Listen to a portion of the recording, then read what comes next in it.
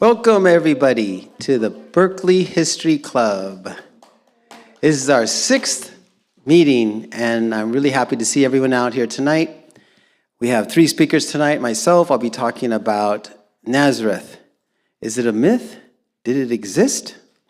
And after me will come Roger Holston talking about the conversion of Constantine. And third, last but not least, Pelecier will be talking about the history of the current civil war in Myanmar. So I hope you can stay for the whole meeting, and we'll get started. So my name is Jeff Palmer. I've been a fan of the historical Jesus for a few decades. It's a blast. Really like studying it. And today, we're going to talk about Nazareth. This is the 6th lecture I've given on this subject, so we'll be skipping over some material, and if you want to see the earlier stuff, just go to YouTube. So, Nazareth, did it exist or did it not? Now, mythicists say that Jesus didn't even exist, right? They think it's all a myth, made up stories, pulled from different religions, and that kind of thing. And they say, and even Nazareth itself didn't exist. So for the argument about Nazareth, they actually have some good points. There was, in the year 66, Common Era, there was a revolt against the Romans in Israel. And the man in charge of the defense of Galilee, the man who was supposed to go up there and organize the Galileans to fight the Romans, his name was Josephus. And he wrote down what was going on in the different towns. Some towns he fortified. Some towns there were battles in different towns. You could look up the writings of Josephus and find out a list of a bunch of towns in that area. Nazareth is not mentioned. That was the year 66 Common Era. And if you go back before that, when the Old Testament was written, there's a lot of towns mentioned. Nazareth, never mentioned. The Talmud, look in there. A lot of towns are mentioned. Nazareth? Nope. So the mythicists actually have some pretty good argument there. That you'd think that if the town existed, it would be listed somewhere in the list that we have. And I actually think, though, that it did exist. I think it was founded around the year 4 BCE, right after the death of Herod, by Joseph, the father of Jesus. Joseph and Mary, that Joseph? I think he was the one who founded the town, and I think what happened was it was a boom town, had fast growth, and then a die-off of the population. And so by the year, when the year 66 came around, when that year came around, the population had been so small, the town was hardly noticeable. So this story is the story I'm going to share tonight. I'm going to make the argument, I'm going to try to make the argument for those things I just mentioned, and you will be the judge, whether you think it's true or not, what I have to say. All right, let's talk about Joseph. It'll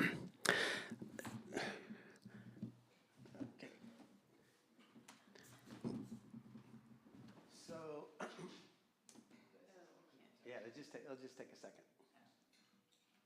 So, lavalier okay, Paul? Oh, sorry. That's all right.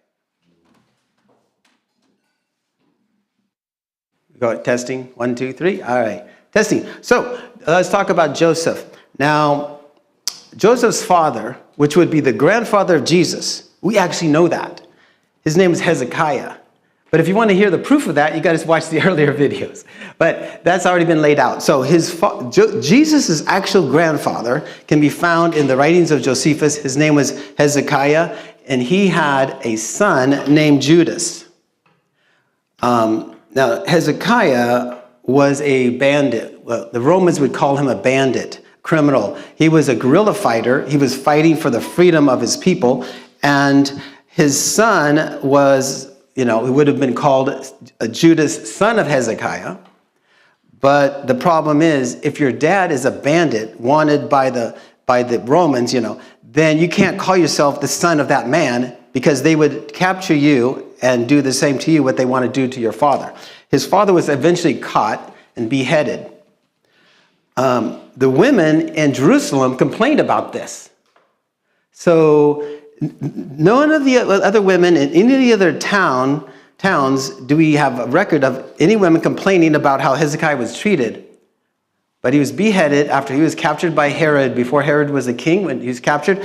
Herod, who's a military leader, and he captured Hezekiah and the guerrilla fighters that were working with him, and he beheaded Hezekiah without trial, and the women in Jerusalem complained. So it looks like there was some kind of connection with the women of Jerusalem and this man Hezekiah, the grandfather of Jesus. So Hezekiah had a son, like I mentioned, his name was Judas, and he had to take a lot of aliases. He eventually took the alias Joseph, and that's the man we meet in the New Testament. So tonight, I'll probably slip back and forth between these names, either Judas, son of Hezekiah, or Joseph. They're all the same person, okay? So Joseph had a son, Jesus, who had a son, Judas, named after guess who? His grandfather, right? And then he had a son, which we don't know the name of, so I'm just going to put an X here. And then X had his two sons, James and Zochar. After this, there's almost zero history of the Jesus genealogy. So this is the family line of Jesus as far as we can tell. Let's see. These two men, James and Zochar, were farmers. They worked with their hands. They had a bunch of calluses. You know, if you're out there working in the dirt, they had about 30 acres, right? So they had a pretty good sized piece of land in Nazareth. And they're working like every day, like you would, except for Sabbath. And they were interrogated because the Romans were wondering if these guys were rebels. So all these years after Jesus admitted to being a rebel, right? He said, I'm the Messiah. That's admitting to being a rebel, and he was killed for it. And years later, the Romans are still coming after his family, trying to make sure that his descendants are not rebels. That's the story about them right now. Let's see.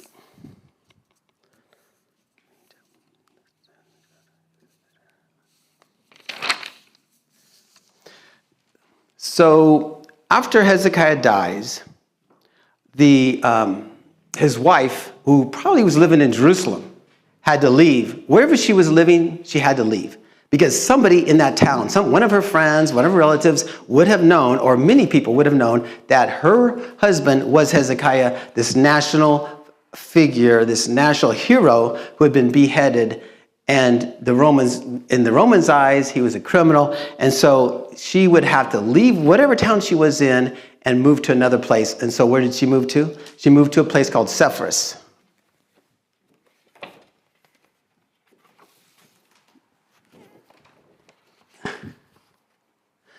Now, Sepphoris was the capital of the province of Galilee. This is all Galilee right here. This is the Mediterranean, Samaria, Judea. Okay, so Sepphoris, the capital of Galilee.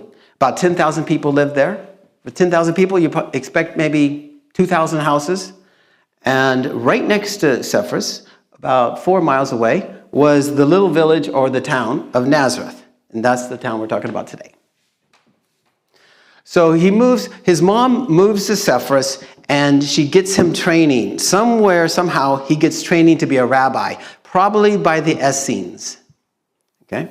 The Essenes, what the Essenes would do would take in boys, and they would train them to be like experts at the law. And he grew up, he was an expert at the law. He was a guy that would attract people to him as a rabbi. He became a rabbi, and he would attract people to him, and he was very popular, and he got a promotion, and he got a new job in Jerusalem. So he goes to Jerusalem. Now, this is the first record we have of him making up names. See, he couldn't call himself Judas, son of Hezekiah, like we mentioned before, so he calls himself Judas, son of Sepphoris, son of a town, right? And so there he is. He's with another rabbi named Matthew. They're both expert at the law, expert speakers. They attract people from the whole nation.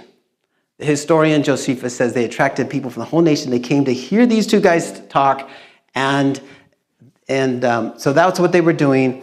And then one day, the news hits the students that King Herod is sick and maybe about to die.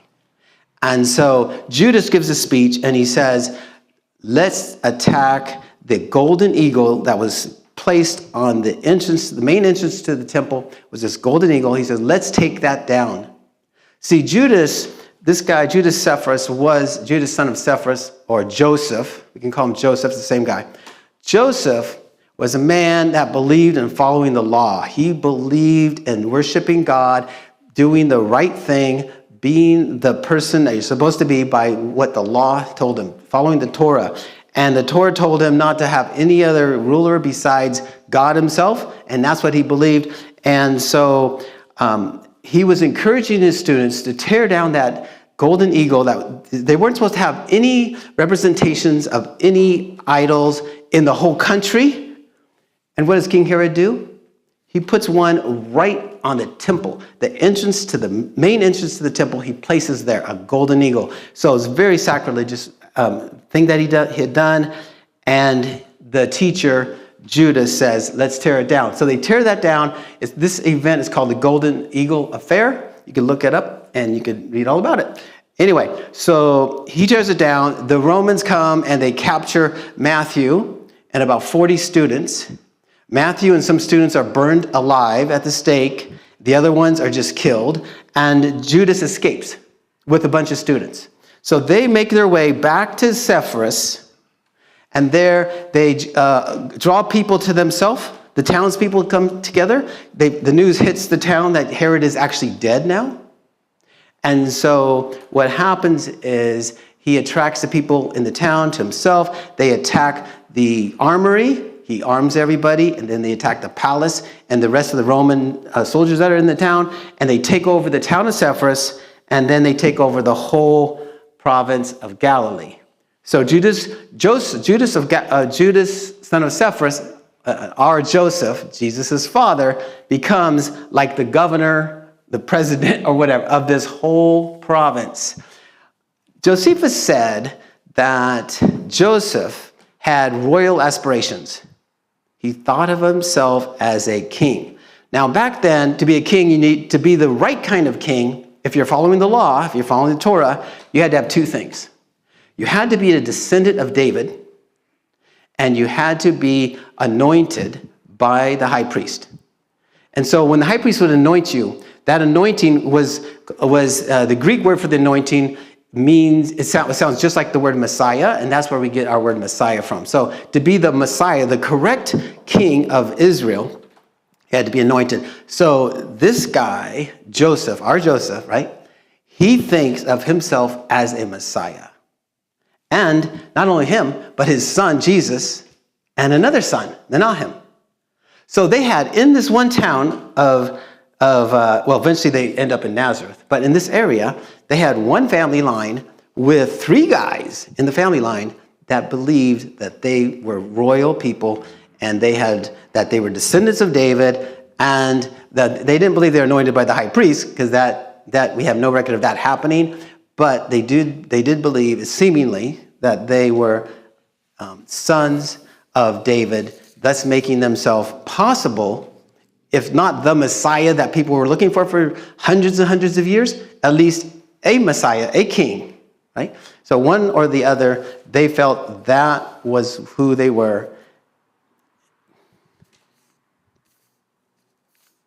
Now, so Joseph, when he's being like the king or the governor of this province, he only was there for like 30 days. Because it would take about 30 days for the news to reach all the way up to Syria that this town had been overthrown. In Syria were the legions, Roman legions, and then they would have marched down, and the whole time for the news to make it up to Syria where the legions were, and for them to march down would be probably about a month or two at the earliest. So he had a little bit of time. He knew eventually he was going to have to fight the Romans or flee. And so what he does is they plunder, he and his people plunder the rich in Sepphoris and possibly in other towns. Josephus says they plundered the province. So they probably plundered the rich from that whole area. And then the question is, what did he do with the loot?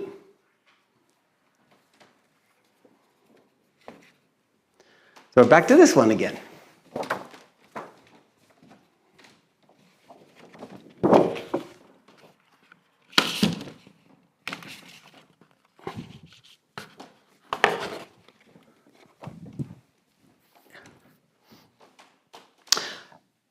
Earlier I talked about how James and Zocher had land, had about 30 acres. So think about this. Two farmers, you can't go to the bank and borrow money back then, right? Land is expensive. 30 acres is a pretty big piece. So where would they get the money to buy 30 acres? These guys are farmers.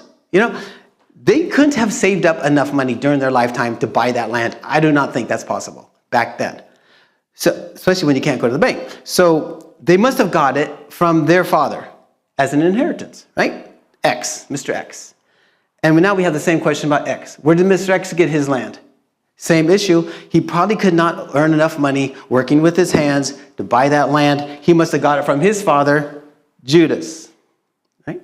Same story. Where did Judas get it? He probably got it from Jesus. Where Jesus is supposed to be a poor person, where is he going to get it? The only person in this whole line of people that had money, had a lot of money, was Judas, Joseph. All that loot, right? He had all that loot, and he had to spend it. He can't just take all that loot and put it in his house. First of all, the house is really small. Second of all, once somebody finds out you have all that loot in there, guess what? The Romans are going to find out, and what are they going to do to you? So he had to get rid of the loot. He had to launder the money. The best place to launder the money probably would be to leave the country, trade it for something else that could be sold without being in danger. Like if you have all this loot stolen from the palace, stolen from all the rich, it looks a certain way, right? It's like things that, like, why do you have all these people's, fancy clothes and what, it would look a certain way. But if you trade that for something else, like, different things people would eat or things people would use or coins, money, then that would be safer. So he probably went out of the country and then eventually came back with all this money and bought land. And then once you buy the land, then it's like your money is laundered. It's safe because you have land. You could say you inherited the land. And, what are people going to ask? What questions would they ask after that? So that's probably what he did. He probably left the country with his loot, came back with money, bought land, gave it to Jesus, who gave it to Judas, gave it to X, and eventually these two guys owned it about 60 years after Jesus died. Just a theory. Now, Joseph was a tekton. If you look in the New Testament, it says that Joseph was a carpenter. But the Greek word is tekton. A tekton means craftsman or builder. Right? So there weren't any builders that built with wood. So like in my mind, I thought of Jesus growing up, being a carpenter, right? Use 2x4s, build houses. Well, you can't do that when there's no wood. So the only kind of tekton you could be, if you're a tekton, if you're a builder, you'd be a stonemason. So he was in this area, in the Nazareth area, with his, what he became was a tekton. So where did the name of Nazareth come from? So over here we have, stonemason. Yeah, thank you. So here are the names that, this is where it could get kind of confusing. We have 4 names here. Nazorian, Nazareth, Nazarene, and Nazarite. Now this one's the easiest one to deal with. This one, if you notice how the spelling, like in Hebrew, they don't put vowels in there. So it's kind of confusing. So these are all spelled exactly the same way in Hebrew when you don't use their vowels. N and then TZR, NTZR, NTZR, and except for this one, NZR. So this is spelled differently. This is a different word. Jesus was not a Nazarite. A Nazarite would never drink wine.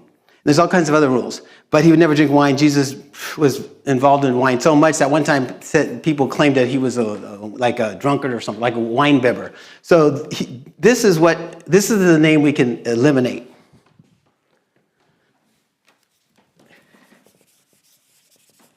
And then there were 3. Got these 3 names. So to sort out the name, so we have Nazareth, and Nazareth means place, like the ET. Like if you want to go to the Greek, Nazareth, the ET, that means place. So it's the place of the Nazar, okay? And then Nazarene means somebody who lived in that place. So if someone calls you Joe the Nazarene, that means you came from Nazareth. Now this word here, Nazorian, is a religious sect. And Robert Eisman, who's an expert in these kind of things, he said that from this word, Nazareth, you can get this word, Nazarenos. Nazareth gives you Nazarenos, a person. Nazarenos is a person from Nazareth, but you can't get this word out of that word. The grammar doesn't work. But you can make it go the other way. Like if you had a group that was a religious sect living in the area, and they decided to call that place after the religious group, then they could call it Nazareth. So here's the religious group, and that's the place. It would make sense. It would be like the place of the Nazorios. So that's what. Yeah, Nazareth means a place, and the place would be the place of the Nazorios, the place where these religious people lived. Okay, so let's dig in a little bit deeper. What else can we say about this word Nazorian? Like, it's a religious group, but what do they believe? Now, first of all, let me backtrack a little bit. If you look in the New Testament, it says about 15 times that Jesus his name was Jesus of Nazareth. Right? Almost like only 2 times did they mean Jesus the Nazarene or Jesus of this town. All the other times, the correct Greek is Jesus the Nestorian. So Jesus was of this religion, right? So unfortunately, if you look up if you want to discover all you can about that religion, unfortunately, it's very limited. And groups came after Jesus, and they maybe changed things, right? They were the ones that came after Jesus did not believe in eating meat, and there were other things about them that I don't remember. And but the problem is it's hard to just say if when Jesus was alive, there was that group of Nestorians that he was one of, what did they actually believe? So that we don't know. But what we do know is the source of this word, Nazorian. Now, Nazorian comes from either Nazar or Nezer.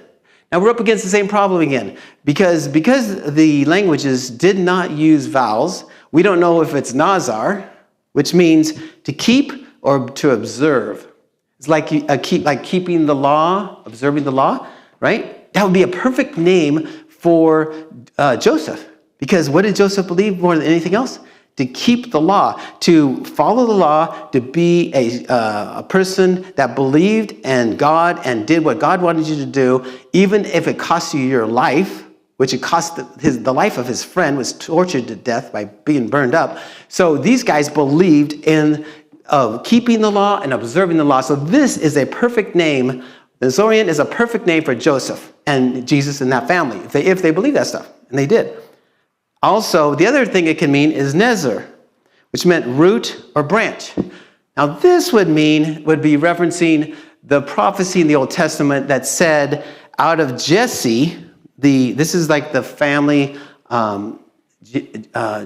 history or genealogy tree, the family tree of the Israelite people. You have Abraham, then Isaac, and different people like that. Eventually, you have Jesse, and the prophecy is said that out of Jesse would come this branch, and that branch would be the Messiah, David.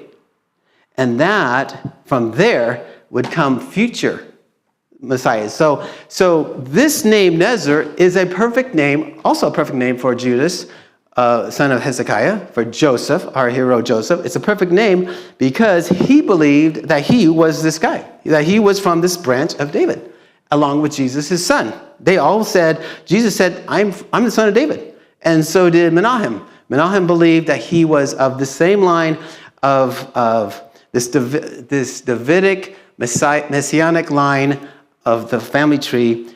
And so that's why both of these words would be perfect for a Nazorian because they match exactly who Joseph was, as we know. So we have an idea where the name came from, those two words, which meant that. Now, the question is, Who thought of the name Nazareth? Now, I kind of think that it was Joseph himself. Let's look at name protocols.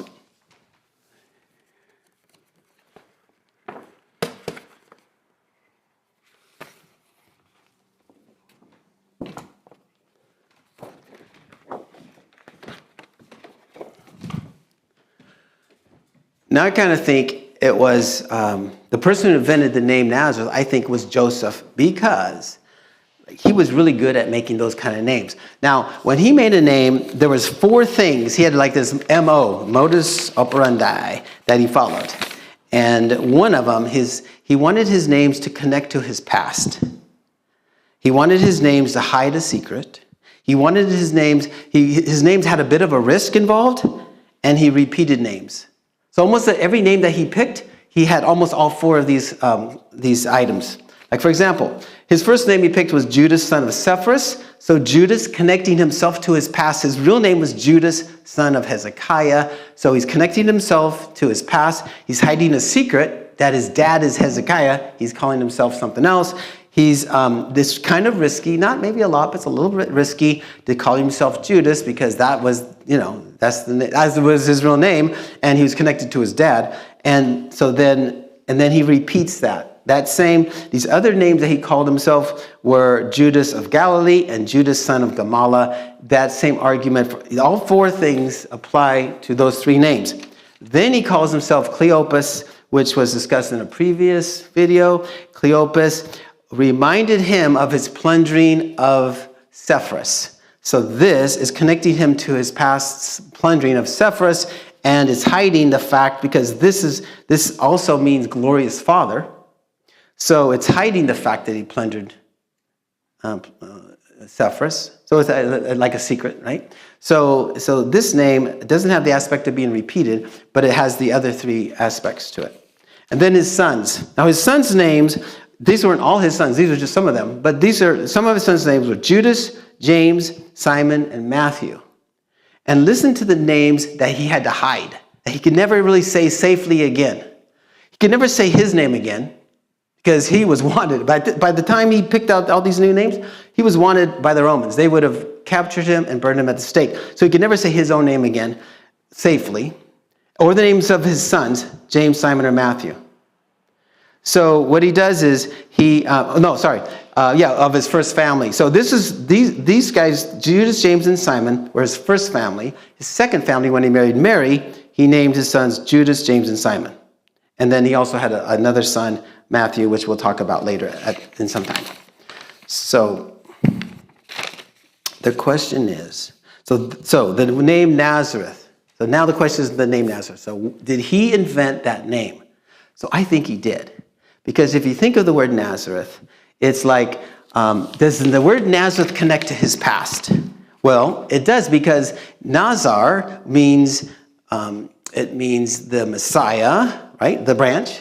Or it means keeping and observing the law. And when he did that, when he kept the law down in Jerusalem, that cost his friend's life and the life of 40 of his students. And so he kept the law. So that name connected him to his past, Nazar, because it reminded him of that. And he was hiding a secret. The secret would be that they had the Davidic line in that family. It was very risky. The name had risk and it had no risk. It depends what definition you gave to the name. If some Roman soldier comes up to you and said, "Hey, I hear you're a Nestorian," and you go, "Yes, I'm a Nestorian." And what does that mean? Well, you're not going to say it means that we have the Messiah in our group, right? Because then he would arrest everybody. But you could say, no, it means that we believe in observing the law. And so that was less risky to say that. And so that's why I think that he invented that name, because he was an expert at inventing names. And that's why I think he invented the name Nazareth. So what was life like in this town of Nazareth? And what was life like for Jesus? So we know that there was the revolt. The Romans came down, recaptured the city, burned a third of it down to the ground, and then they sold everybody off as slaves. And then then they brought in new people. It's called a colonia. colony. They brought in new people that were supporting the Romans, that the Romans owed favors to. These people would not be observant Jews at all. They would be Roman soldiers or Roman government officials. People they owed favors to would be allowed to come and have one of these houses. And then there were about 2,000 houses there. About a third of them were damaged or destroyed by the fire. So 700 houses need to be fixed. Yeah, probably. See, the question was, wasn't there a movie about that? Yeah, I hope there was. Anyway, so there was high demand in the town to fix those houses. And guess what? In Nazareth, there were quarries all over the place. The area of Nazareth was full of stone that could be cut out of the surface of the ground and turned into building material. So there was high demand for houses, and there was inexpensive supply of the material. And Mr. Joseph himself, he calls himself a builder. He lives in Nazareth because you don't want to live in Sepphoris. And so, because that's like, there's no Jews there that are even following the law. Like, that's why people said, why in the New Testament did Jesus never go preach in Sepphoris? Well, Jesus said he came to save the Jewish people and to teach them. And there's no really Jewish people in Sepphoris. They're all Romans and friends of the Romans. So that's why Jesus never went there. So Jesus and his dad and his brothers became stonemasons. And this is what a typical day would be like for them. You start off the morning, you hitch your donkey or your horse to the wagon. You get yourself over to the nearest quarry, which could be really close. You purchase the stone, or maybe earlier you had dug out that stone yourself. You put it on your wagon, so you could build enough material on the wagon that you could use in one day. You don't want to take extra that could be stolen.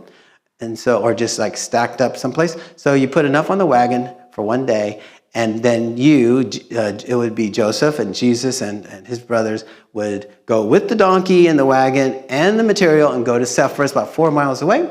And there you would work all day, doing your stonemason work. And then at the end of the day, you come back, you feed the donkey, and you have your meal and you relax. So that's what Jesus' life was like day after day after day, except for the Sabbath, when they obeyed the laws.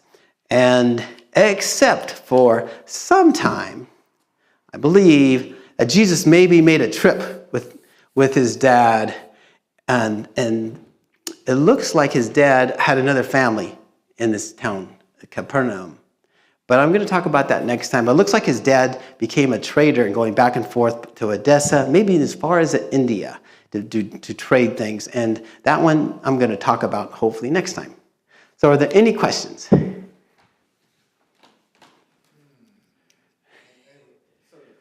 Sure. Can you wait for 1 second? I'll get this to you. Oh, thanks, Margaret.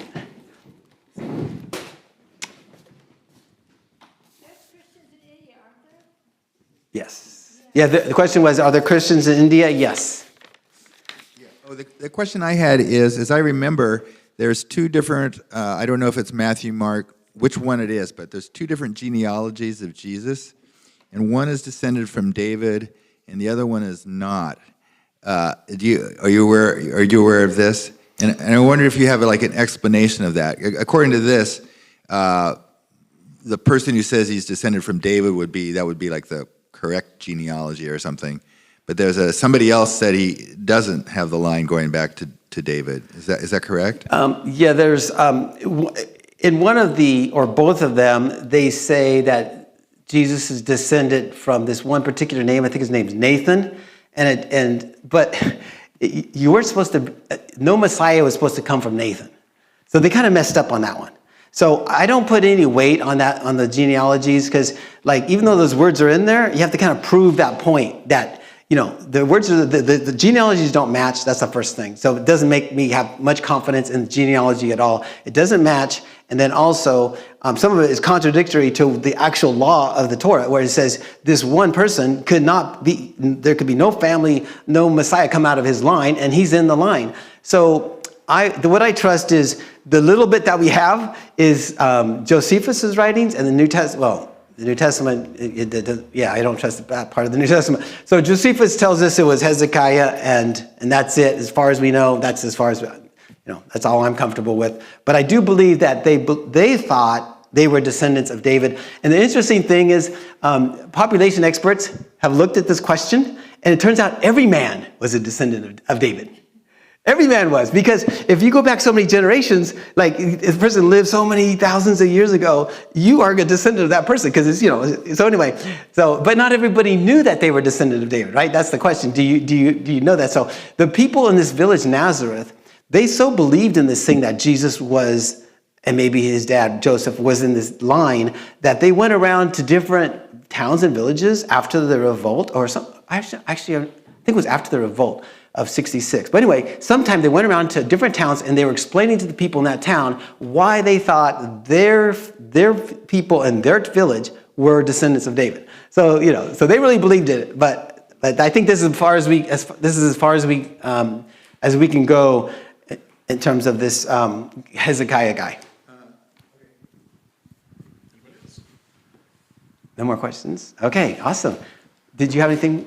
Any questions from Zoom all right, cool. Well, thanks you guys so much for hanging out with me and listening to all this stuff. It was a lot of fun for me to share it, a little bit of work, but so we're going to take a couple minutes break, and then we'll come back, and I believe that Roger Holston is next, going to talk about the conversion of Constantine. So I hope you can stay. Thank you.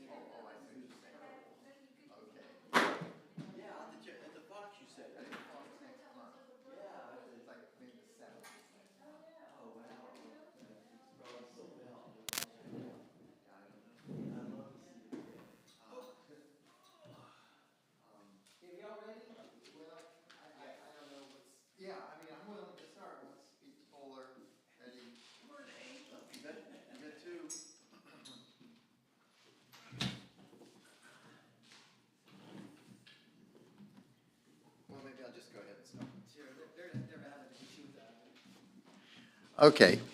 Um, okay. All right. So I'm speaking on the conversion of Constantine. This is the conversion of Emperor Constantine when he brought Christianity to the Roman Empire. And little is known of the year of his birth, but it was probably around 270 Common Era. And it's not known when he was born because he was of peasant stock. His mother was a barmaid, his father was a soldier. His father, though, had a very successful career and rose to the rank of a Caesar. And I say a Caesar because at this time in the Roman Empire, there were often multiple Caesars who served under an Augustus. The title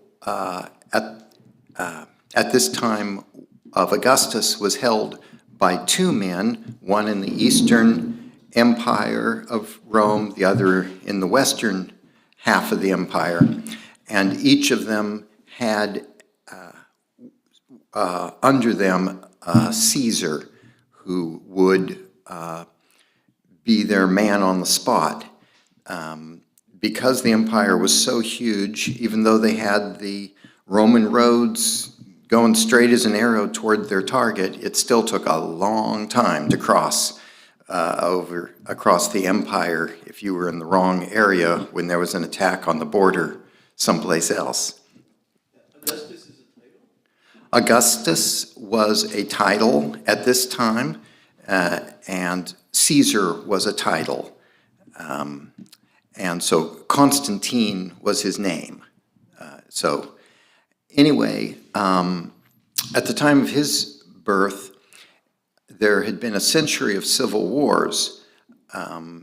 There were rebels who would be proclaimed by their troops to be Caesar or Augustus or emperor, and so they would fight it out with the other people who thought they should be in charge. So most of the Caesars and Augusti, most of them died violently. So a century of civil wars. This was in contrast to the first 3 centuries of the Roman Empire. When it was first established, shortly before the Common Era, there was great prosperity, at least for the elite. But by the time of Constantine's birth, the empire's population was shrinking. It was troubled by these civil wars, by foreign invasions. There were famines and plagues. There was very high taxation as the government struggled to try to get the resources to protect the empire from invasions. Their inability to get enough money meant that the governments would devalue the coinage. The value of the coins fell by some enormous amount. It's like, I forget what it was, but it was something like what used to be worth like 100 was now worth 2. So it was a huge inflation rate that was making the empire struggle. And croplands were being abandoned as the population shrank. There was also, with this cause or effect, who knows, but the aristocracy was losing their sense of noblesse oblige. They weren't willing to sacrifice patriotically for the empire. Similarly, civic duties were being abandoned by the middle class in the cities. And so the government began compelling people to serve in local government. They said that if your dad was a city councilman, you had to be a city councilman, whether you wanted to or not. And this was a big contrast because the monuments of the Roman Empire were built with private funds. It was the local politicians, basically, who built all the monuments of the Roman Empire out of their own pocket as just to glorify their cities. And so the new law, though, said that you couldn't shirk your responsibility. If your dad was on the council, you had to serve too.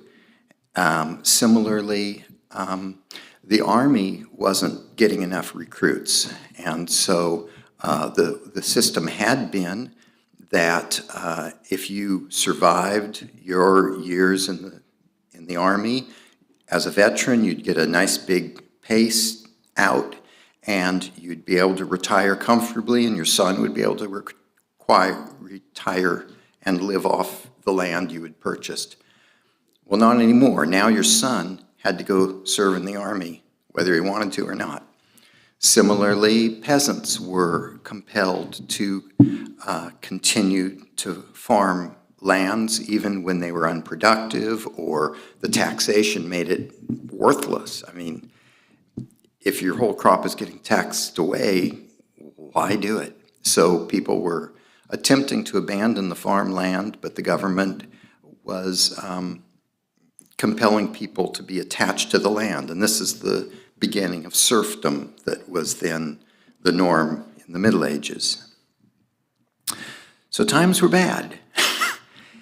Diocletian was the emperor that preceded Constantine, and his reign was a rare period of stability during this time, or in a way brought this time to a close, this chaotic time. In his 20-year reign, Diocletian reorganized the empire's taxation, reorganized the city, the central government, reorganized the military. And so although frequent invasions and revolts still occurred, he did give the Roman Empire a lease on life.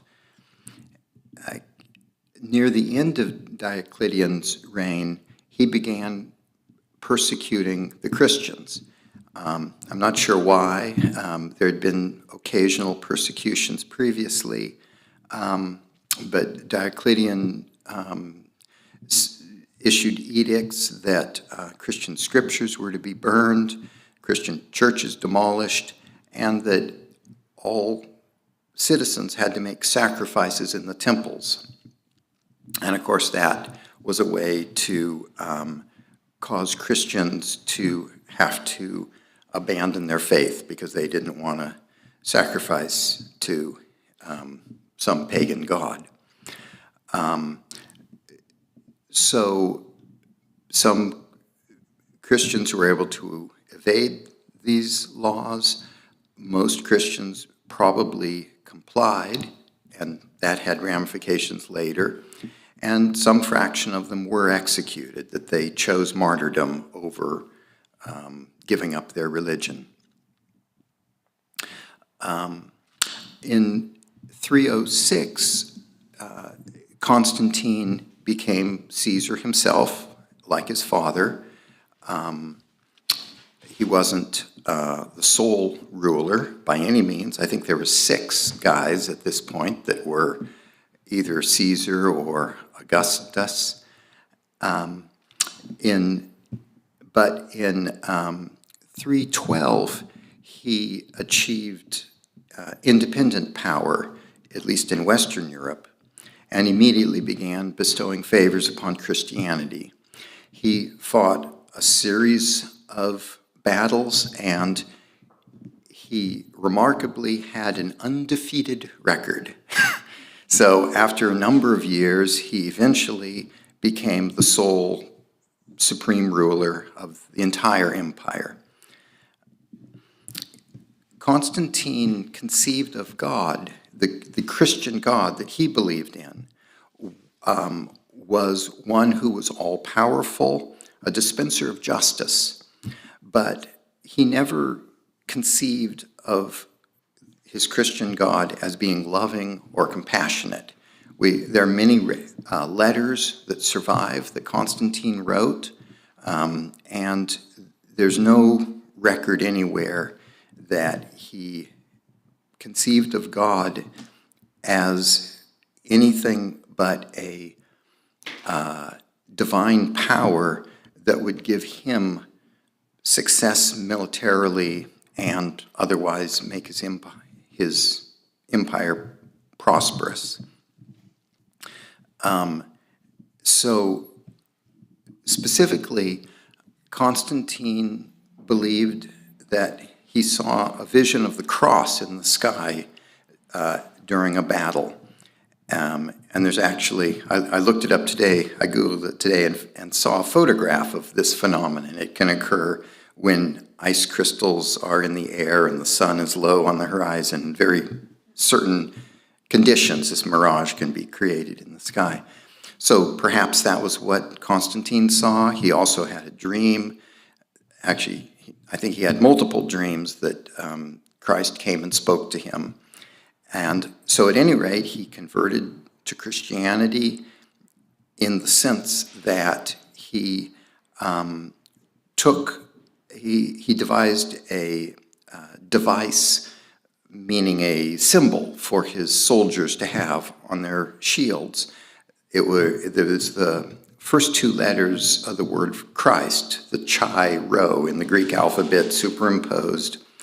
And under that symbol, his army had victory.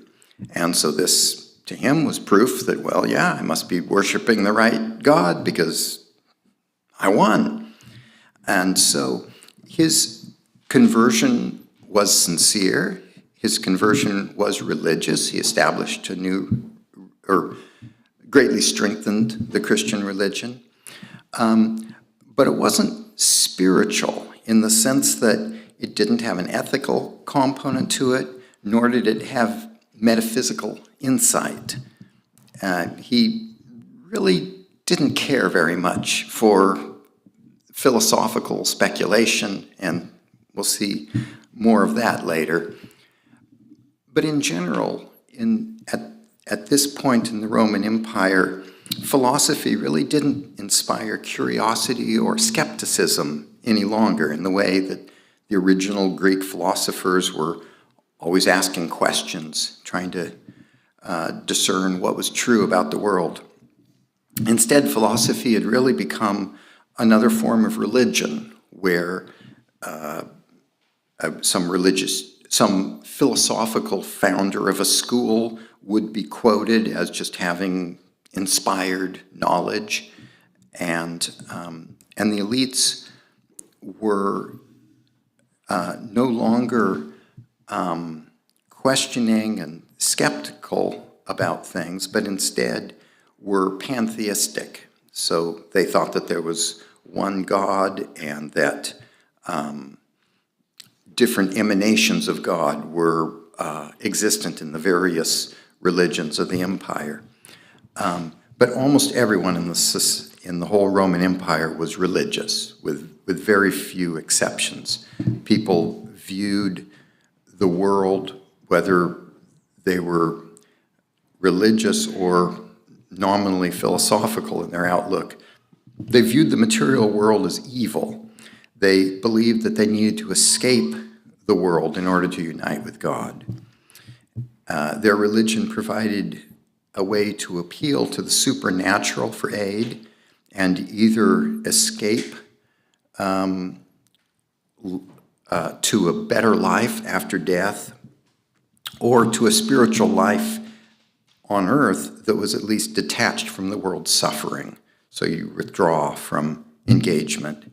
And so the idea of social reform was basically unknown in the Roman Empire.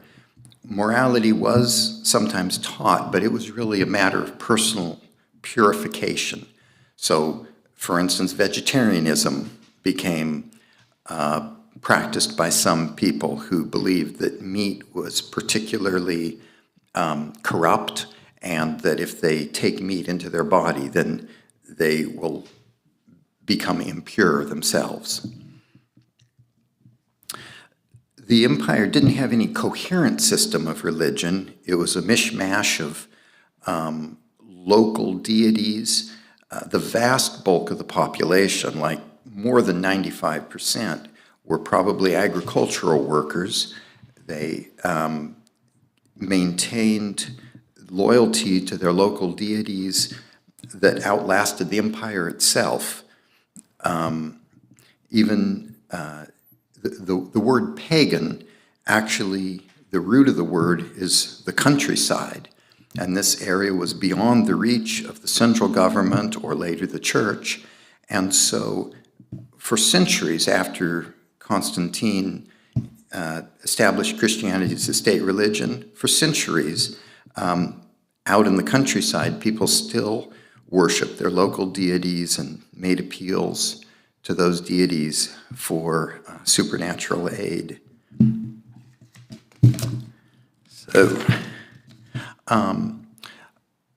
So that was the bulk of the population. Even in the small towns and small cities, most people just worship their ancient deities that they had worshipped from time out of mind. Rome and other cities, though, did have temples to various gods. These were the state-supported religious institutions. Public officials would serve as priests. But these state religions had ceased to satisfy an urge for a sense of meaning. So, for instance, the cities all had temples to the emperor, who was revered as a god. But although it had the form of being a god, nobody really seriously thought the emperor god, had supernatural powers. So people wouldn't appeal to these statues, these idols of the emperor in the local temple. They didn't appeal to them for if their son was sick or they want to get their ship to come in safe to harbor. So there wasn't really a belief in a supernatural element, but there was this reverence offered to the emperor as kind of a formal respect, I guess. In the cities, what did excite people's interest and passion were the mystery religions. And these mystery religions were popular in cities among the middle and lower class. They provided the emotional connection that people needed in their lives in these troubled times. And they were called mystery religions because they had doctrines that were a secret to the public. And only usually through stages of initiation would a person joining these mystery religions be provided with the full mysteries of these cults. The ultimate promise was that there would be life after death if one became fully initiated into these mystery religions. And there were three of them primarily. There was the Great Mother cult that came from what's now Turkey. Sybil was one of the many names. Cybelle, Sybil. And Sybil's consort was Attis. He castrated himself, and when he died, his resurrection is what causes spring to regenerate the earth each year. The frenzied worship included dancing, cutting oneself, and self-castration for those who wanted to move toward full initiation into the Great Mother cult, because only eunuchs were accepted as full fully made members, I guess you could say. A second cult was the Isis cult that came from Hellenic Egypt. So this was influenced by Hellenic philosophy of the Greeks, combined with very old religious practice from Egypt. There was a divine triad of the mother Isis, the father Serapis, and their son Horus. The myth was that Serapis had been dismembered, scattered, that Isis reassembled him and thus resurrected him. The third major mystery cult was from Persia, Mithras, the bull god of heavenly light, justice, and truth, who was engaged in battle with evil. The death of the bull released the bull's blood that created all life forms that benefited man. And this sacrifice of the bull was reenacted as a popular rite, along with a sacramental meal of bread and wine. So attentive listeners might notice that Christianity shared many of these aspects. It had a resurrected deity, life after death, purification from sin.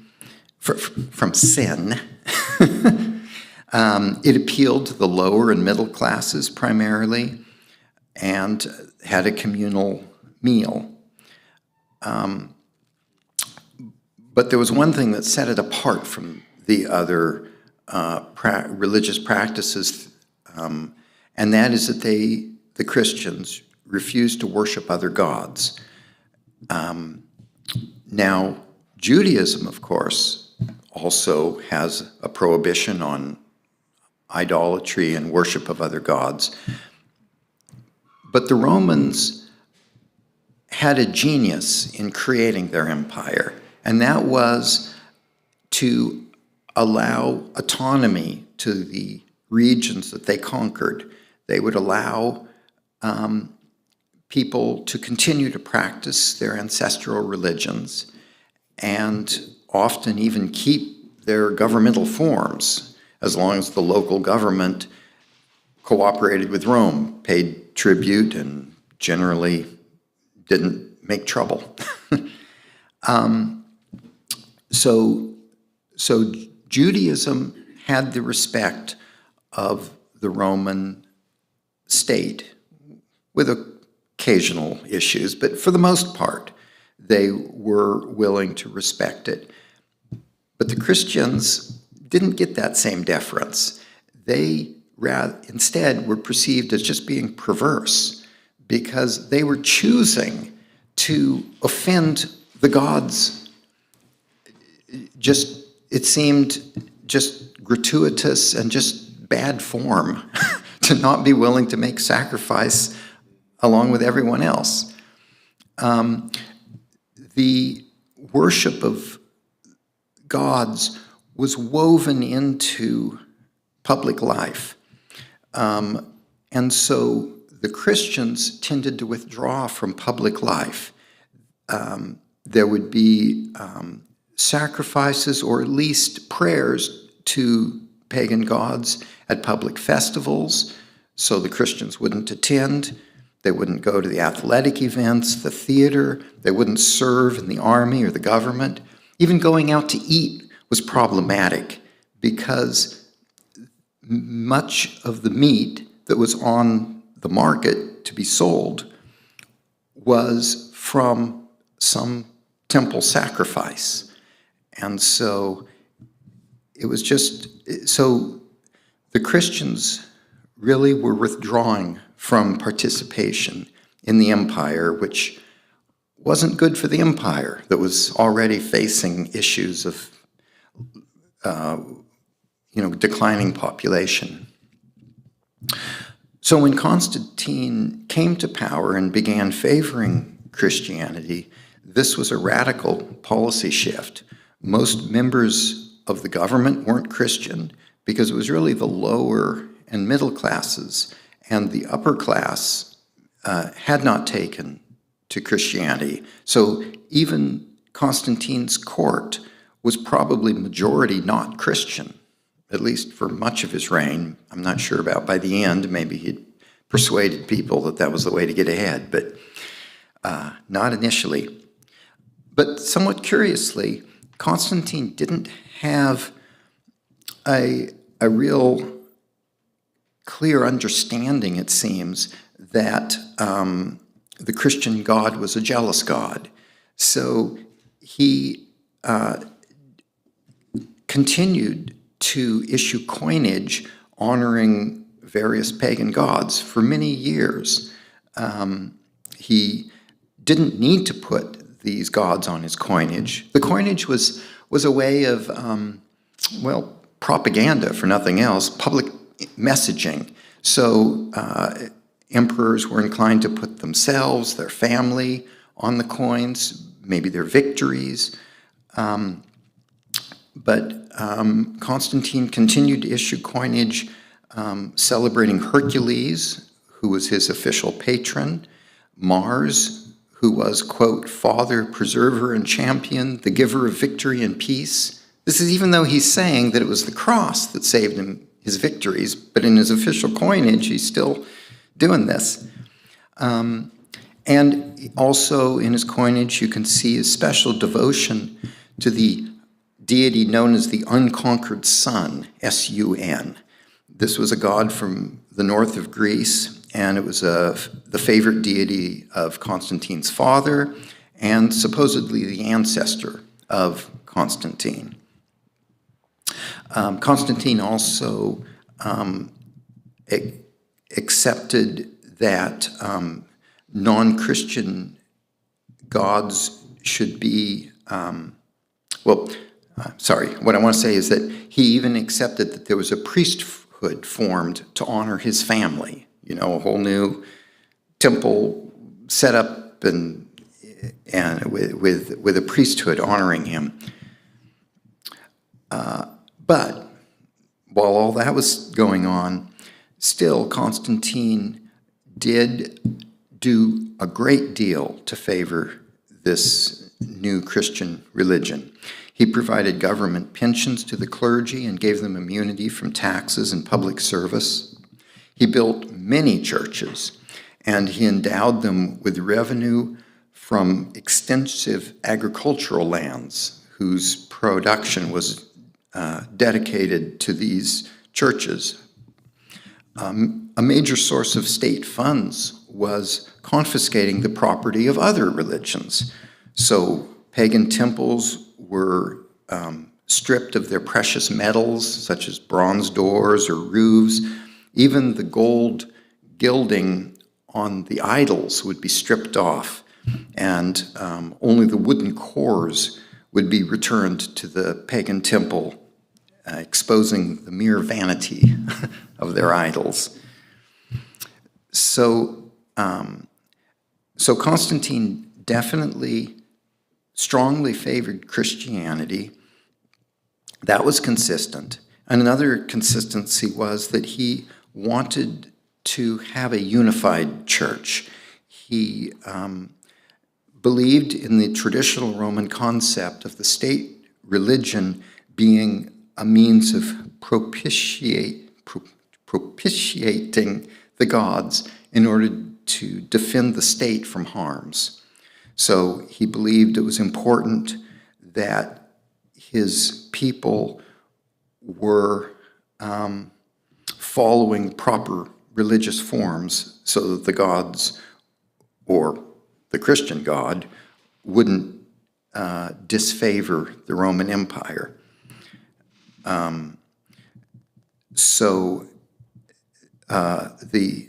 The Roman tradition was that religion was a key department of government. It was headed by lay politicians, staffed by lay experts. There was no priestly caste, no infallible scriptures, no spiritually aimed ethics. It was the responsibility of leaders, though, to require pious compliance with religious rites. Christianity had a pretty different culture because it developed as a furtive, voluntary association. They were regulated by episcopal councils, means gathering of bishops in a given region. Christianity did have infallible doctrines and required faith in certain beliefs, not just ritual actions, whereas that was really what religion was about for the Romans. In fact, I'll even say in general around the world, many religions aren't interested that you believe some idea. It's instead that you perform certain actions. That's what religion is all about in many cases. Not all about, but I mean, that's what's required of you, is practice rather than belief in an idea. But anyway, what Constantine was seeking was to unify the Christian communion. And instead, though, he was persistently foiled by church controversies. And there were two in particular, two types that particularly were problematic. One was what to do about the status of Christians who, during previous persecutions, didn't bravely accept martyrdom. Under what conditions for various lapses would these people be accepted back into the church? Some people were very strict and refused to be in communion with those who had in various ways not been sufficiently faithful during the time of persecutions. Another persistent problem was theological disputes, especially the Arian controversy, which was about the question of what was the nature of Christ. And so this led Constantine to command the bishops to convene in the first all-church council at Nicaea, and he presided over this council personally. He attempted to end the Arian schism by the group formulating the Nicene Creed that's still the official doctrine of most Christian churches. He also set a precedent by convening this church council of the emperor having the ultimate human authority over the church, which again was in contrast to having the church self-governed. The Arian controversy, it was one that exasperated Constantine because he just didn't think it mattered. It was like, okay, you're speculating about whether Christ was coexistent with God from the beginning or whether he was created by God, and if so, was he of one nature with God or was he an emanation of God? And those debates were endlessly fought vociferously. And so, the area, I think it was Arius, was the name of, well, it was called the Arian, but not like Indo-European. Arian, Arian. Yeah, named after a priest who advanced one theory on the nature of Christ, which was not to the liking of the bishop of Alexandria. It led to a lot of trouble. At one point, though, he actually succeeded in getting nearly all the bishops of the Eastern Empire to accept one another in communion. But very soon the controversy was reignited. There were riots, accusations of violence were made, even that one bishop had murdered another bishop. I mean, it was really quite intense, this controversy. there were numerous violent stories. There were numerous issues that came up. Constantine tried to reconcile the factions. He tried the compromise of the Nicene Creed. He made imperial commands. He made threats. He pleaded for harmony. But he was stymied by the intolerance of the different participants and their violent tempers, and actually his own impatient temper, because he would get upset, tell somebody, you got to do this or I'm really going to hammer you, and then a few days later he'd relent and wouldn't. So his inconsistent policies, he tended to be swayed by the most recent person who was advising him, and so he would often retreat from his threats. And of course, this isn't altogether a bad thing. I mean, a little bit of kindness isn't terrible. And actually, that's one thing I see in Roman history, is that the Romans could be utterly brutal, but usually they weren't sadistic. They used force for a purpose, and they did it consciously and deliberately, using the amount of force they thought necessary to gain their ends. But they often, there are many, many stories of them showing mercy and forbearance. I mean, the very fact that they had repeated persecutions of the Christians, and Christians were martyred, but most Christians survived. There were often an effort to give people a chance and not follow through on the horrors that they had the power to impose upon others. Constantine himself wasn't baptized until he was mortally ill, and did so days before he died in 337. So again, you might think, oh, well, was he really a Christian? I mean, for all these years, he didn't ever get baptized. But postponing that was actually common until about 400, nearly a century later. The theory was that your mortal sins would be washed away by baptism, but you could only do it once. So you better wait until you're all done sinning. And so,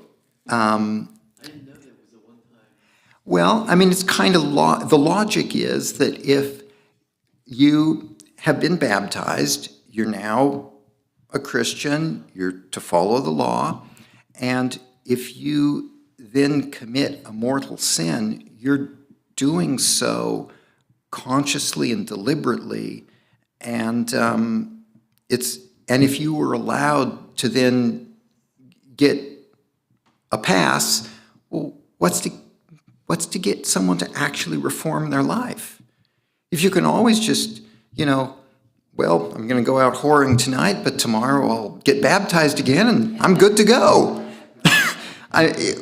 So you can see there's a logic to it, where you can't let somebody who's baptized go committing a bunch more sins, according to this line of logic. So especially if someone was in military service or public office, it was very common to wait to have baptism until you believe you're about to die. And in Constantine's case, it really did make sense. His body count included not only tens of thousands who died in the various battles he engaged in, but he also was probably responsible for the death of his father-in-law, 2 brothers-in-law. He executed one of his wives and his eldest son. So there was a lot of stuff that he had to answer for, one could say. I think his conversion is something of an accident of history. The emperor didn't have to choose Christianity. It wasn't the major religion in the empire. Even among the mystery religions, it wasn't one of the top three. Constantine wasn't the first to establish Christianity as a state religion. Armenia had done so just a few years earlier. It was a kingdom on the edge of the Roman Empire at that time. In Asia, yeah, on the eastern frontier of the Roman Empire. But when Constantine saw the cross in the sky, it spurred him to a conversion that led the Roman Empire to convert and eventually led to Europe becoming synonymous with Christendom. Because although there were Christian churches to India and probably beyond, down in Ethiopia, the bulk of Christians were in Europe. And that's really what allowed Christianity to become the most populous religion today. And I'm not sure that would have happened without Constantine. I think the establishment of Christianity shows the power of the state, but it also shows that the people need more than just a government, more than just the state. In those troubled times of Constantine, there was a powerful need to fulfill people's spiritual yearning as well. And there I conclude.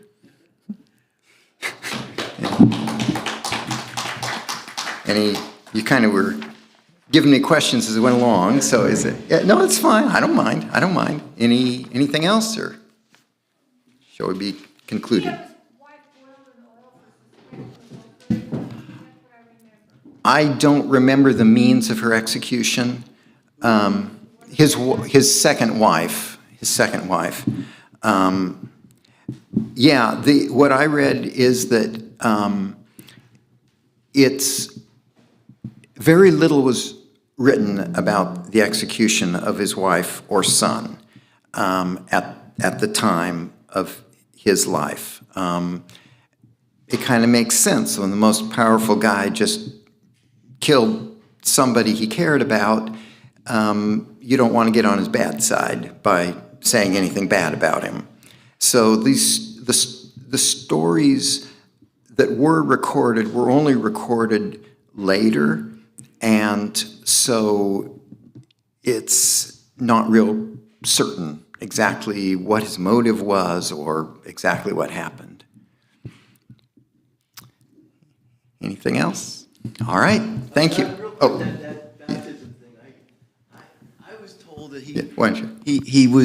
he didn't baptize because he wanted to have sin. He wanted to have sex. He wanted to do all these things, and then so it's kind of similar to what you said.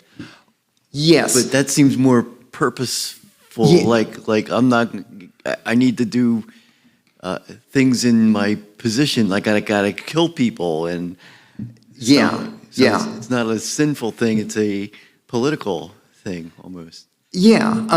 One thing I will say is that Constantine was actually remarkable for his control of his sexual appetites. Even as a young man, he was known as someone who didn't sleep around as much as would be the norm, frankly, for a military officer. And it was, again, the norm for people in military or other office to delay their baptism. So he wasn't. That's interesting. I never knew that. Yeah, it wasn't. It was normal what he did for his day. Yeah, I didn't know it had like a time limit thing on it. Like once you got to stop sinning once you've gotten baptized because that's it. That's it. Yeah. I mean, it is an issue, obviously, that you want conversion to mean something. And so when people backslide, well, like the lapsed Christians during the persecutions, if they did make sacrifice to idols or they did give up scripture to be burned, how readily should they be accepted into the church again? And some people said, oh, let them in, they were being threatened, and others said, no way, never, and everything in between. There's a lot of different opinions. Yeah. Okay. Oh, another. Yeah, I grew up Catholic. I mentioned that earlier. It seems like there was not the sacrament of confession yet, because the sacrament of confession would absolve you of all your crimes. But it sounds like baptism was the only way to. Do you know when confession came in? I don't know when confession became the norm. I know that in the Gospels, or at least somewhere in the New Testament, they talk about Christians should make confession to one another. But, of course, at the time of the Bible being written, there was no Christian clergy. There was no priesthood at that time. Yeah. All right. So thank you. All right. Thanks so much, Roger. Great. That's awesome. Thanks so much, Roger. That was really fun. So we're going to take a 7-minute break, and we'll start right on time because of our friends on live streaming. We'll need to know when to come back. So 7 minutes, and we'll be right back. Thank you.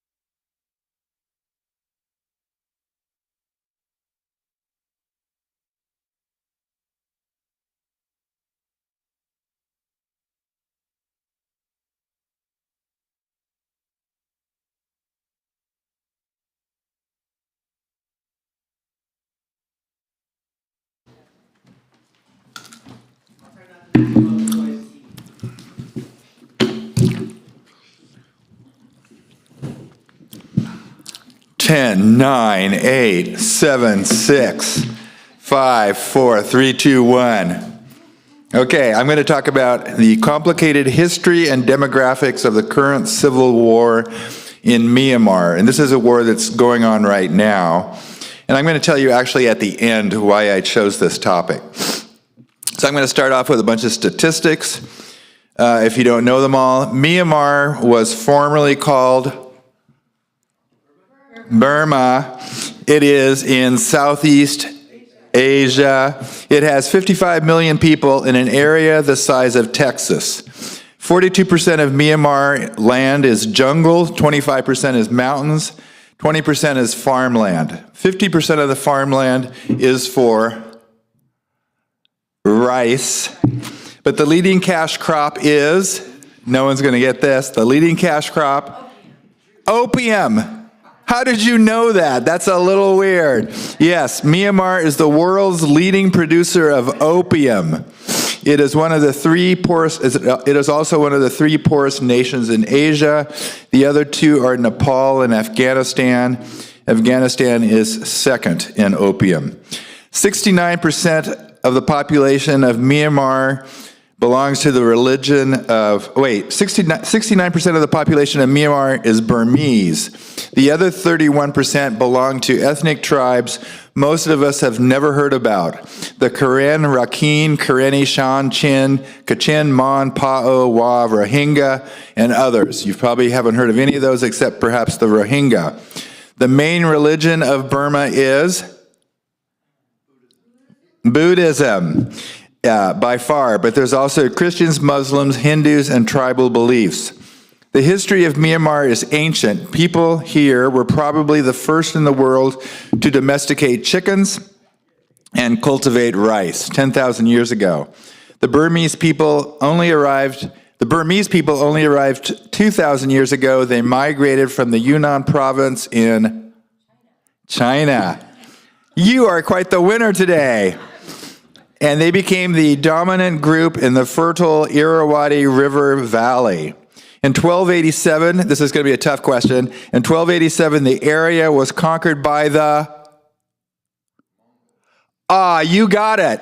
The Mongols. You got it. Yes, the area was conquered by the Mongols, and it was fractured into city-states for the next 250 years, but it regrouped in 1700 into a powerful Burmese kingdom that conquered the nearby countries of Thailand, Laos, and parts of India. The whole area was colonized in the 1800s by British. Yes. In World War II, the nation of invaded. And finally, in 1948, the nation of Burma was established as a democracy with a parliament and elections. But in 1962, a military coup took over, and the generals are still in control today. Pro-democracy movements have been resisting the military for the last 60 years, with brief periods of democracy that are quickly overthrown. On top of that, the ethnic groups that I mentioned earlier have been engaged in almost constant warfare against the military for decades. In 2020, the Nobel Prize winner, yes, Aung San Suu Kyi, the Nobel Prize winner, won election as prime minister in a landslide, but the military quickly declared a state of emergency. They declared martial law. They put her in jail. They outlawed her political party. And they shot protesters, and there's been a full-scale civil war ever since. The civil war in Myanmar is often called the Forgotten War because it doesn't get regular attention, because it's been going on for a long time and it's also complicated.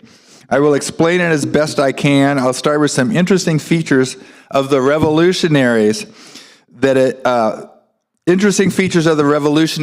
that borrowed sort of cultural stuff from the West, okay? The first is a popular gesture that the revolutionaries used. The gesture goes like this.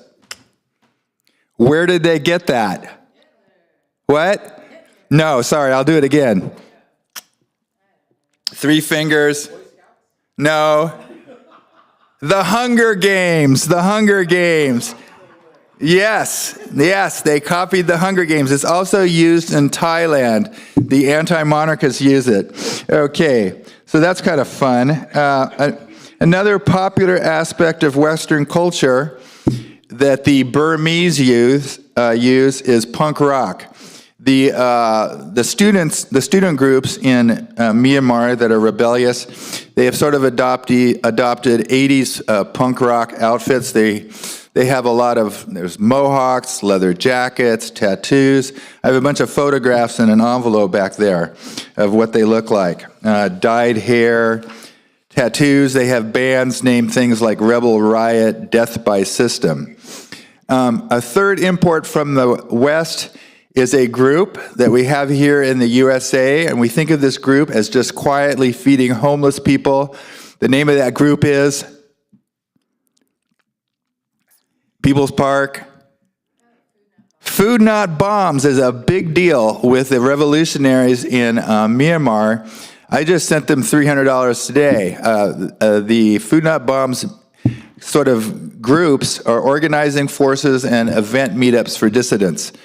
2 other things are popular with the rebellious youth. Graffiti is one, and the last one is kind of amusing to me. One of the leaders of the punk bands and sort of a leader of just the youth groups, he's adopted the pseudonym Bart Simpson. And all of this indicates that the Myanmar democracy is inspired by Western culture, particularly American culture, because they perceive us as having a superior democratic government, or at least they did a few months ago. Okay. I'm going to return now to the battlefield to name the major participating armies and resistance groups. The Myanmar military is known as the Tamada. This is Burmese for glorious armed forces. There are 500,000 soldiers in the Tamada. They are either paid to be in it, or they're drafted, or sometimes they're just kidnapped kids that are kidnapped and then they're brainwashed and then they're addicted to drugs. They're given a lot of drugs until they're addicts. And 2 of the drugs they're addicted to are, pardon me? Yes, it's a boy soldier kind of thing that happens all over the world. Or they're totally strung out. You can watch great videos. This is sort of a side story, but I ended up on one of the drugs that they give the kids in Burma. It's called tramadol. It's an opiate. So that's one of them, and they also give them amphetamines. Okay, the Tatmadaw army is generally characterized as having low morale. There are many desertions and defections to the rebel side, and the Tatmadaw get weaponry from China, Russia, Israel, and India. Recently, just in the last, I think, 4 months, the military declared everybody aged 18 to 35 and all women aged 18 to 27 to report for duty. And this led to huge numbers of people fleeing the country, primarily to Thailand. Okay, the groups, this is kind of why it's complicated, because the groups resisting the military include the National Unity Government. There's a government in exile. It's either in Thailand or it's in the liberated territories and the ethnic groups. And it coordinates both armed and diplomatic resistance. The People's Defense Force is the name of the armed wing of the National Unity Government. It's composed of pro-democracy fighters and a lot of defectors from the Tatmadaw.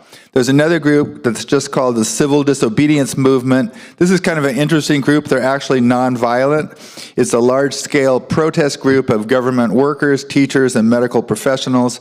There's a lot of student activists. That's another group. They organize protests. Then there's also trade unions that are anti-government. They organize strikes. Nurses, teachers, railway workers, government workers, industrial workers. And then there's my favorites, which are the ethnic group armies, which are all those different ethnic groups I told you that never wanted to be part of Burma. They don't particularly like the Burmese. They have a lot of them are Christian. They're not Buddhist. They don't want to have anything to do with Burma. And some of these armies are the Kokang ethnic group and the Myanmar National Liberation Alliance Army, the Taiyang National Liberation Army, which is composed of the Palawangs. We've never heard of any of these. The Arakan Army, the Karen National Union, the Kachin Independence Army, the Chinland Defense Force, the Karenni Nationalities, the Shan State Army, et cetera, et cetera, et cetera, et cetera. And who is winning? Does anybody know who's winning? Actually, surprisingly, the democracy forces are winning. They currently control 70% of the land. The military control the urban centers, but now that means primarily just the city of Rangoon, Mandalay, and the capital, which is called Naypyidaw. But the rebels control most of the agricultural land, and they're starting to control the transportation routes. And so most people think that the military is going to lose. It could be in 1 year, or it could be in 5 years.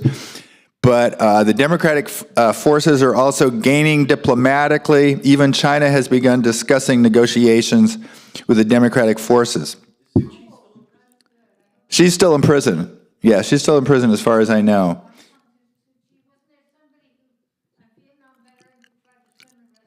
There was.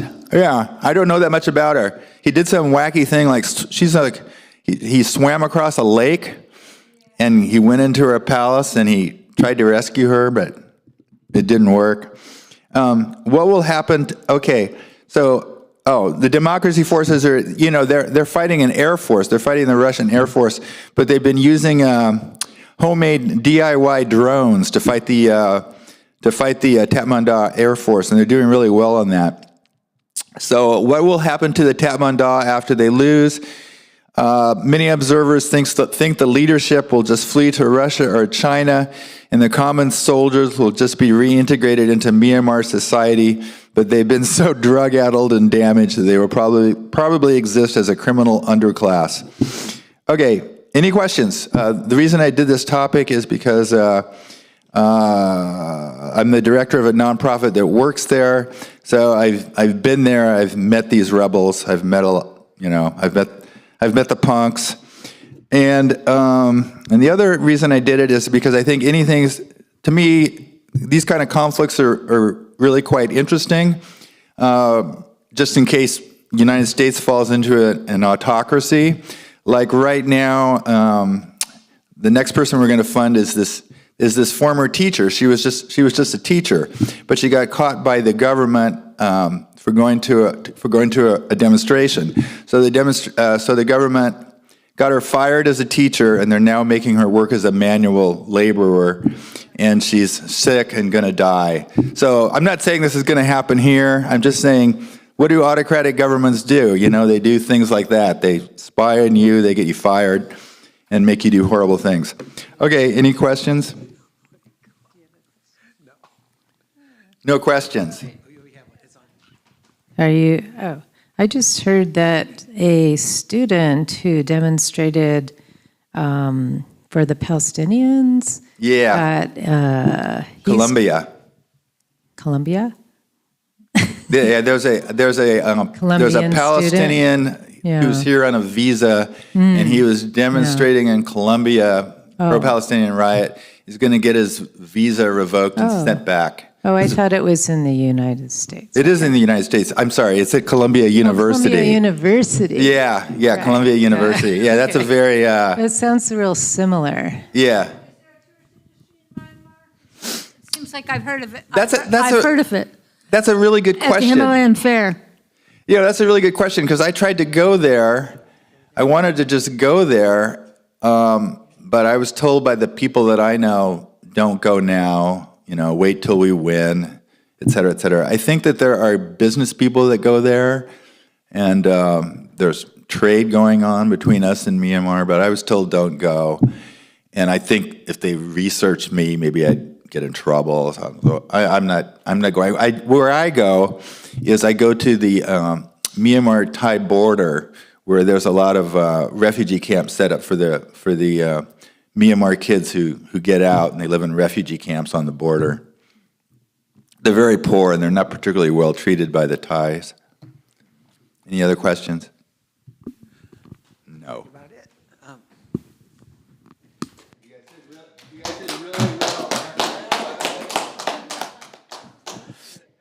Hank said we did really well on our answering those questions. Thank you so much, Hank and Roger, Holston, Hank, Pelecier, and I'm Jeff Palmer. Thank you so much for everyone who came tonight, and you're welcome to stay as long as you want until you get tired and go home. Thank you. Good night, everybody.